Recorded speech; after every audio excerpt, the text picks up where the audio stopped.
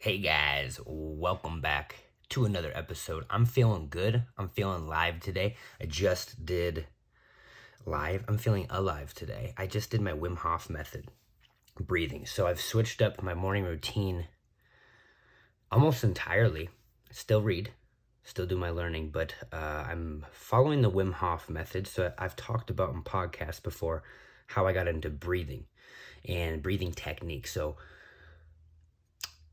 to preface this is how I approach any goal and how I got into breathing, how you can lose weight, how you can go make more money or anything, is by starting with something that's so simple and seems so irrelevant and just stupid to even do that you don't have to think about it.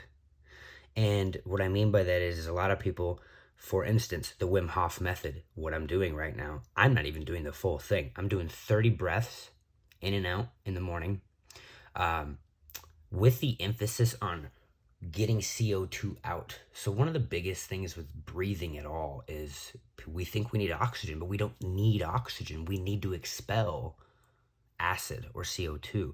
And so one of the biggest things about breathing in general is, when you're panicking, you're trying to get oxygen in, but that's not the issue. The reason why you're struggling breathing, the reason why you're having panic is because there's a pH imbalance in your body and you have too much acidity, and that acidity is coming from the CO2. And so when you expel the CO2, you start to calm yourself down. But the thing that I'm doing is 30 deep breaths in and out. It takes me like 5 or 6 minutes. If I go really slow, almost 10 minutes, which isn't that long. But if you're a type A personality like me and already have caffeine in your system, within like 30 minutes of waking up, which I'm learning you should wait an hour, and we'll get into that maybe. Don't have caffeine for the first hour that you're up. But I started with one deep breath every morning. Now, it didn't last that long. I went up to 3 because one was easy. One was so easy. But you know what was funny was I tried to get into breathing for years. For years, I was trying to enhance my morning routine. Well, start a morning routine in general, but I started with gratitude. And same thing with gratitude. I got up to practicing 3 minutes, very specific of gratitude. But when I first started practicing it, I thought of one thing I was thankful for in the morning.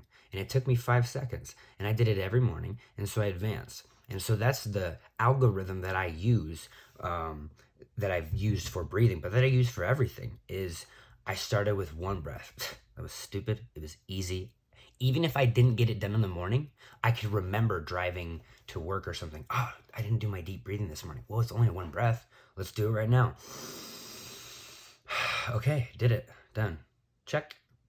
Now, I started to gain some confidence after several days. I've been doing this. I did a deep breath like every day this week. I'm going to try 3. Wow, 3 felt pretty good. Wow, I've been doing 3 for a few weeks. I'm going to do 10. 10 a day sounds good. Not on my own thought process, but doing research, I just found more and more, the more you breathe, the better it seemed to be. It wasn't like my own thought. So I was like, well, I can't do an hour of breathing or meditation or something. I can do 10 though. I can do 10 every day. So I'm doing 10 every single day. And now I'm up to my 30. But that is how you start anything. And the reason why I'm bringing that algorithm to light, especially for my own breathing technique, and this has been an evolution over like a year and a half now. I started actually focusing on breathing. Coffee. The fiance doesn't really like me drinking energy drinks anymore because someone had a story up of their dad dying at 49 of a heart attack. In good health otherwise, but his blood was thick as sludge, really, apparently because of Red Bulls. Now, probably drinking sugar-filled Red Bulls as well. And I'm not saying you should pound energy drinks, but I am saying that guy probably didn't drink any water. I got a friend who's the same way. If you're listening to this or watching the YouTube version of this, because it's on video, you know who you are. You need to start drinking water if you're going to slam energy drinks. So I'm kind of drinking some coffee. But you really have to break it down unlike a New Year's resolutioner. The algorithm that seems to fail is the New Year's resolutioner. And I say that for fitness, obviously, because I'm a personal trainer, but in every aspect. In every aspect of life, you try to go from couch to 5K. You literally try to become an elite athlete, and you're a couch potato. And so that's why this algorithm has been, besides people who get bored or don't want change, there is no failure I've experienced with clients or anything doing this algorithm of literally KISS, keep it simple, stupid. Literally start with the most basic level that you possibly can. I was talking to my buddy the other day, who's wisening up, my old business partner. He wants to get yoked, and so he called me about 75 hard. Shout out Andy Frisella, one of the reasons why I'm doing the podcast. If you have not heard the MFCEO podcast, I leveled my life 100 times listening to that podcast. By the way, Andy, if you ever hear this episode, I've probably gotten indirectly 20 to 100 people listening to your podcast. I've personally put 5 to 10 people on who I know have listened for years, who have had to tell their friends. So, and he'll kind of tell you the same thing on the podcast, because it's a business podcast as well, and he talks about leveling up and fitness and stuff like that. Is you have to start with it basic, so easy that you continue along. Or the other route that he does, which he calls 75 hard. So my buddy calls me about 75 hard, which is trying to change your entire life. It works for a small percentage of people, especially, I'm thinking off the top of the head, more for a type A younger male, which is kind of the dominant, I would say that's the dominant demographic of his podcast anyway. So 75 hard is basically just, let's call it a New Year's resolution. You're going really hard to try to lose weight by dieting, working out twice a day, drinking a gallon of water, no alcohol, yada, yada, yada. And he actually, my buddy who called me, he tried this 75 hard a while ago and failed about 7 days in, as I knew he would, because he was drinking all the time. He didn't eat healthy, and he didn't go to the gym. So for most people, he literally tried to change his identity. Like, he started going to the gym every day, working out twice a day, after never working out. That's intense for anybody. And even if you could manage it, how long can you manage that? That's why you should go gradual. So he calls me the other day talking about 75 hard again. He wants to do the same 75-day challenge. But he's going to be smart about it. He is going to actually do a month leading up to the 75 hard, and he's going to start working out, and he's going to start slowly dieting, slowly increasing his protein, as I told him. And to give you the same tips I gave him, if you want to get yoked in the next year, very high protein. I would personally spend the first 6 months eating everything in sight, but eating good foods as much as possible and eating as high as protein as possible. 1 gram per pound of body weight if you want to gain as much muscle as possible in the next year. But he's probably going to do it because he's not diving into the really hard 75 hard. He's actually going to give himself either a month or 2 months before he gets into that. So he's going to ramp it up and ramp it up and ramp it up and ramp it up. It's kind of the same idea as a lottery winner, which I didn't win the other night, by the way, so I'm not a billionaire. I would still make this podcast regardless of being a billionaire, but most people who win the lottery that never really had a solid foundation of money seem to lose all of their money. Like, how do you have hundreds of millions of dollars? Boop, gone. A lot of sports athletes who go from broke college to professional sports contract. Not a lot, not all of them, but more than you would probably think, because you and I probably well, you're giving me $1 million a year, $1 million a year, $5 million a year, and somehow I'm gonna go broke. There's not a chance. But the more money I've made, I understand. I absolutely understand it. But You can't tolerate another level if you don't have the level behind it. So it's the foundation. If you're going to level 3, it's much more difficult to go to level 3 from level 1 than it is from level 2. And that's why I say start so simply with whatever you're trying to do. Getting a promotion at work, increasing your income. Make it so simple that you at least start. That's what's most important. For those of you just listening to the podcast, I keep forgetting that I'm also using the microphone. I've got my AirPods in for the video version because we're getting this one on YouTube. We are absolutely doing that. So what's been up with me lately? Doing my resale business. We're scaling Amazon. I'm keeping my in-home training clientele kind of at a minimum right now. I just recently, I don't think you guys even know, I got my certified personal training certification, knocked that out of the park. I got certified virtual coaching specialist. I'm a virtual coaching specialist, so I can do like FaceTime workouts. Not that I couldn't before, I'm just better now. And to be completely prideful here, I actually got certified in virtual coaching while in the sauna. Yeah, pretty badass. Studied the whole time in the sauna too. Not in like one session, just over a week. Now I'm working on my corrective exercise specialty certification. I have some older clientele, some unhealthy clientele. Kind of my preferred clientele to work with. When I got into the in-home scene early this year, I said I want to challenge myself to learn as much as possible. And I'm a huge, huge believer that we undertake only the amount of responsibility that we allow. So you will be as responsible as, if you take on 5 kids right now, you know, it's like I always tell people that have kids, like when I was younger, it's like, oh man, how do you do it? I can't even take care of myself. There's no way I could take care of 3 kids. There's situations where people have to end up taking on 3 kids. And what happens for a lot of those people is they grow and they figure it out. And that's what humanity, I have come to find, is all about, is you will grow, especially men, you will grow to the level of responsibility that you're willing to accept. And so every time I've taken on more, I've just grown to that responsibility. And so I like the challenge of the specialty population. I have a bedridden client, and she will walk into my wedding next year.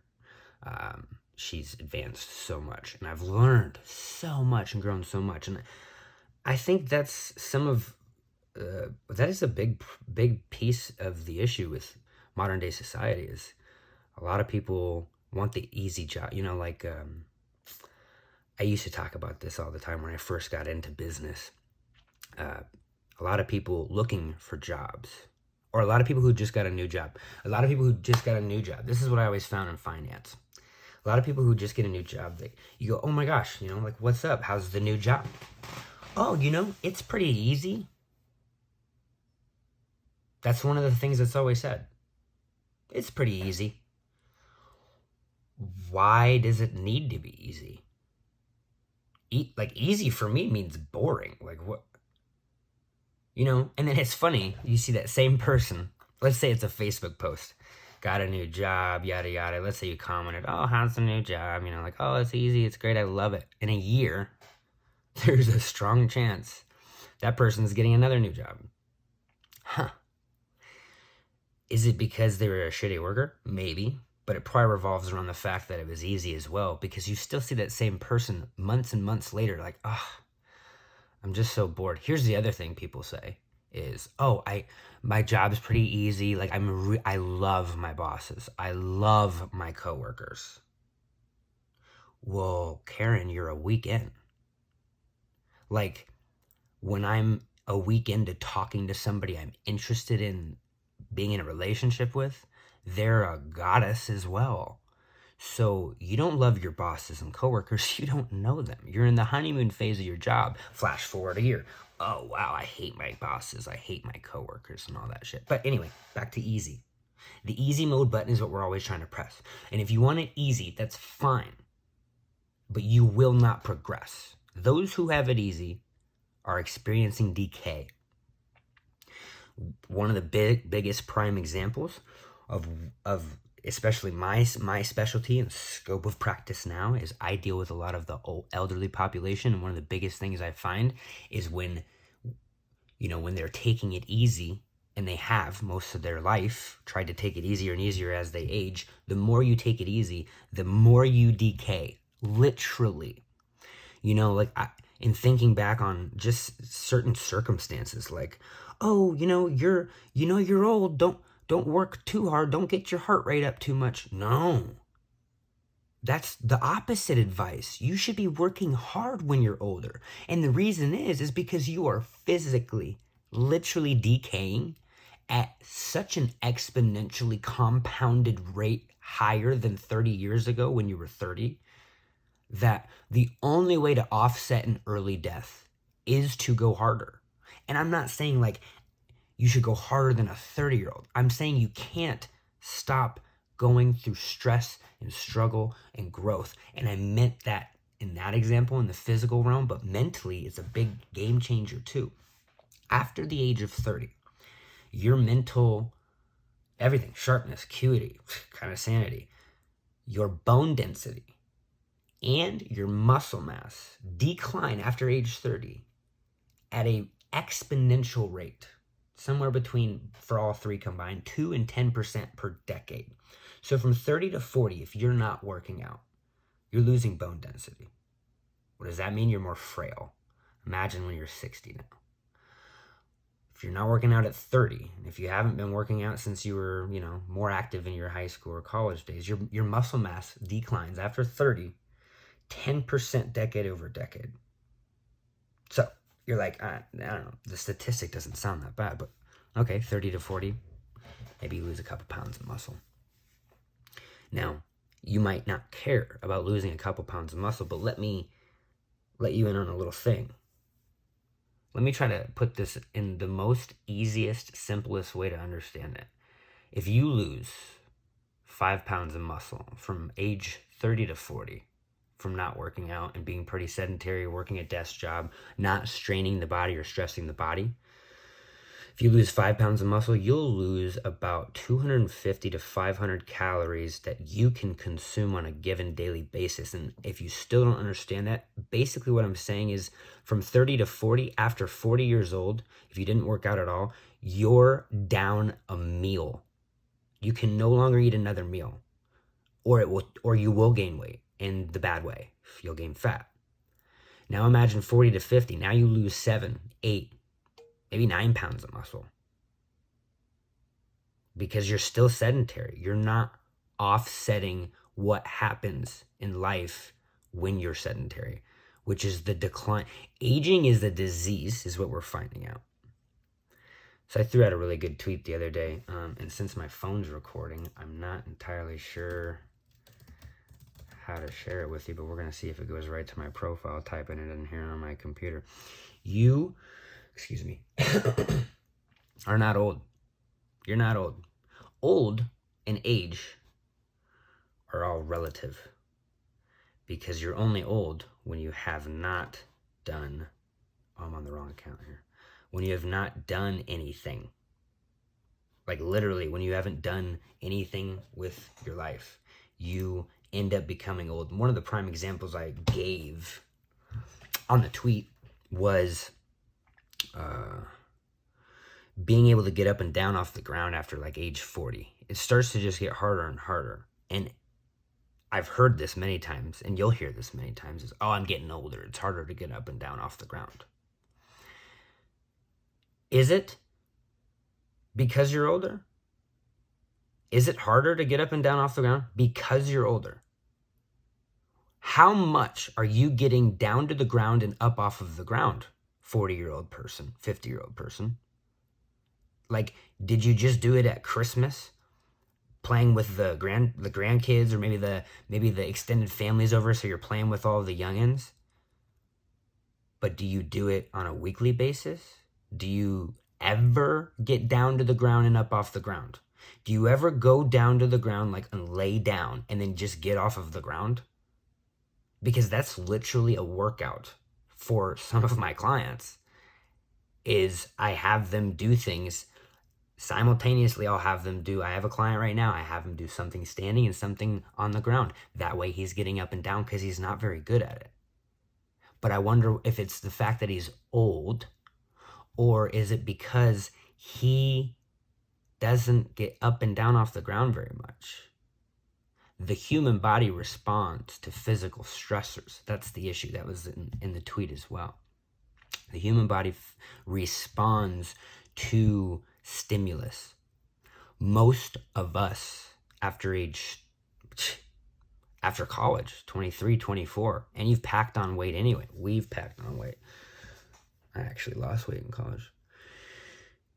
You're slowing, you're speeding everything up by being sedentary after about age 25.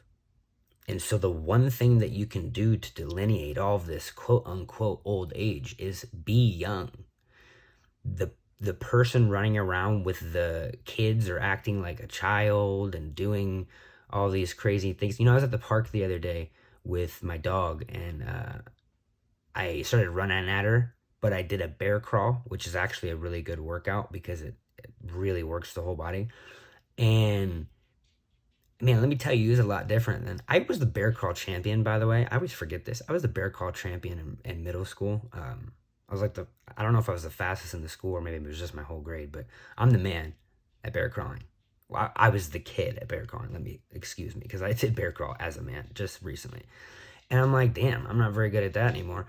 And I just stopped and I go, no, that's not true. That's like saying you're not good at something you never did. That's not true. If you can't be good at something you never did. So like, I'm not that good at bear crawling anymore. No, I don't bear crawl and haven't bear crawled in years. That's why I'm not good at it. It's not because I'm getting older. It's not because my hips are more tight. My hips are more tight because I'm not doing the bear crawl, because I'm not doing movements to keep them loose, because I'm not kind of acting like a kid and keeping the body moving, keeping physical stressors going. Talked about metabolism as well. From 30 to 60, if you don't move, let's just give a huge radical example. From 30 to 60, I need to get a calculator out here on the laptop if I can. From 30 to 60, if you lost, let's say let's just say 20 pounds. If you lost 20 pounds and, well, if we make it easy math, if it's 50 calories, 20 pounds, geez, you'd be down 500 to 1,000 calories a day easily. Which, if you're down 1,000, let's go with the radical example. So from ages 30 to 60, you lose 20 pounds of muscle mass. You will be down 1,000 calories a day that you can't consume. Because if you consume, you can consume it, but if you consume it, it will turn to fat because you're not working out. And at that age anyway, at 50 and 60, it is so much harder to have things go to muscle. So much harder, especially if you haven't been working out at all. So imagine you're eating like the average person should be eating like 1,500 calories, especially women listening to this. If you're eating 1,500 calories a day right now, imagine losing 1,000. So imagine at 60, if you overeat more than 500 calories a day at 60, in this scenario, if you eat more than 500 calories a day, you're getting fat. You're gaining weight. So this is why a lot of older people start to gain weight so easily, and they go, I just can't eat anything anymore. It goes straight to my ass. Literally, it does, because I'm sorry, but you're like literally a fat blob. You don't have any muscle. There is no muscle mass.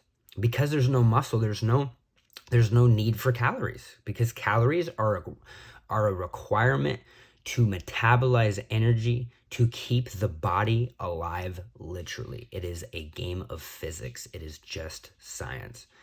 And so it's pretty miserable if you are getting fat only eating 500, 600 calories a day, because 500 or 600 calories a day doesn't feel good. That's not a lot of, that's like starvation. It's almost Holocaust calories. They have a little less, but you will starve to death eventually. But when you're old, you're already dying anyway. So you just see people getting bigger. And then you see, well, their health declines more rapidly than they thought, because now you've lost lots of bone density because you're not doing strength or resistance training or having physical stressors. You've lost tons of muscle mass, and because you've lost tons of muscle mass, you've lost a lot of energy metabolism in the body. Because you've lost a lot of energy metabolism in the body, you can't consume as many calories, but you do. And so because you consume more calories and your energy metabolism is low, for lack thereof muscle mass, now you're overeating. And because you're overeating, you're gaining fat. And now that you're gaining fat, let's say you gain 10, 20, 30 pounds in a given year, you don't have any muscle and you don't have any bone density to support that extra weight.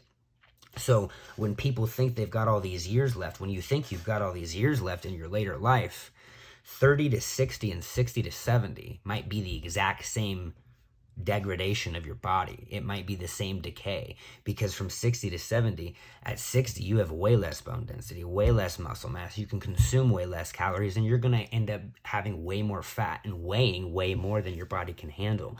That's when people start to fall, that's when people start to break bones, and that's when people start to go downhill. And we got off on that tangent just talking about my life, so that's pretty cool. I've only got a few minutes left here. I did want to get into some UFOs, but what you need to go do, first of all, is start believing that there's life out there, because there's got to be. And look up Jeremy Corbell's podcast on Joe Rogan. Super fascinating guy. He is the foremost investigative journalist in some sense, who's still kind of a civilian that's talked to the highest level government people and all kinds of shit. And I'm a believer. Not like aliens specifically, but the idea that there's not other intelligent life is insane, because there's been intelligent life that's walked this planet before that has been eradicated. You can look up the Amazon civilization. There was a civilization in the Amazon that they did a topographic mapping and found that there could have been, based on the structures and the size of where all these structures pinpointed, this was a large city that could have housed millions of people. So if there's been intelligent civilizations before us on this rock, do you think there's not been intelligent civilizations in existence right now? I don't know. Just a thought. But before the aliens come pick you up or blow us up, do your deep breathing. Start setting simple goals that are so silly. Instead of doing, oh, I'm getting married in 30 days, I need to start losing weight. I'm getting married in a year. How can I start doing something so easy today? Oh, I'll do a protein shake. At the beginning of the year, I told myself I was going to do a protein shake a day, every day for the whole year, and I wanted to at least do 50% of that, because I knew that wasn't going to actually happen. I'm not even going to be home every single day, and I don't want to have to put that kind of pressure on myself. So I said, if I get 150 to 180 days of protein shakes in, that's 30 extra grams times 150 to 180 days of protein. That can equate to an extra 3 to 5 pounds of muscle in a year, or just 3 to 5 pounds of muscle saved, muscle retained, because your body is always atrophying if you're not working out. So keep it simple. Go out there and set some big goals. Reverse engineer your goal, your end goal, and make it so easy that you can start before the aliens take over. Catch you guys next week.